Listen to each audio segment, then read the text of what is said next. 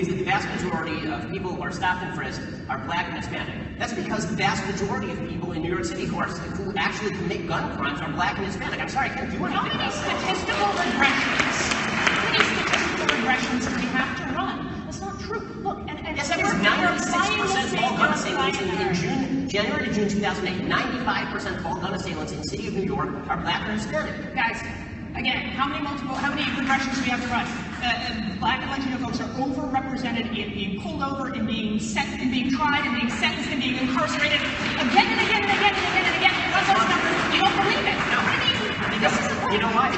The reason I don't believe that is because let's take speeding. Let's agree on facts. Let's how we have democracy when we can't. Right, because you don't care about them, and I do. So it is not anybody's fault that 50% of the murders in this country are committed by young black men. It's not the fault of the people who are putting them in prison that those people happen to be black.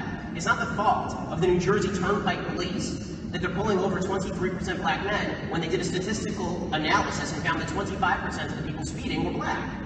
Okay, again, since 1994, in the 75 largest cities in America, when they analyzed whether there's overrepresentation in crimes that were reported, not just crimes that were charged, crimes that were reported versus the prison population, they found that blacks and Hispanics were statistically underrepresented. The biggest problem for blacks and Hispanics living in the inner city is that there aren't enough police officers there to actually take care of them and police the crime and make their city safe for investment and education.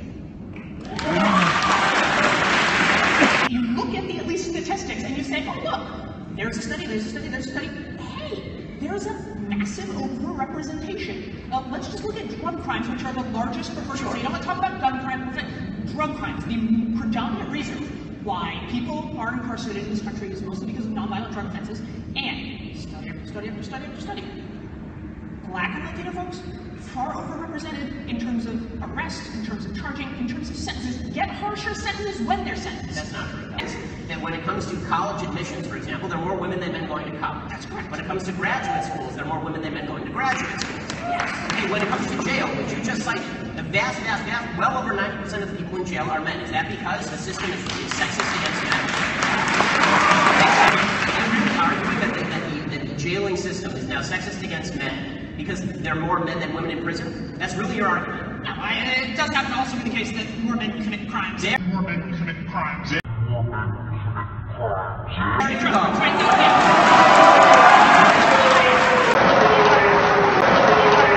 The vast majority of people in New York City who actually commit gun crimes are black and Hispanic. I'm sorry, I can't do anything about that. More men commit crimes. January to June 2008, 95% of all gun assailants in the city of New York are black or Hispanic. Guys, more black and Latino folks commit crimes. Black and Latino folks are overrepresented in being pulled over, in being tried, in being sentenced, in being incarcerated. No, it does happen to also be the case that more men commit crimes. There you go. More black and Latino folks commit crimes. There you go.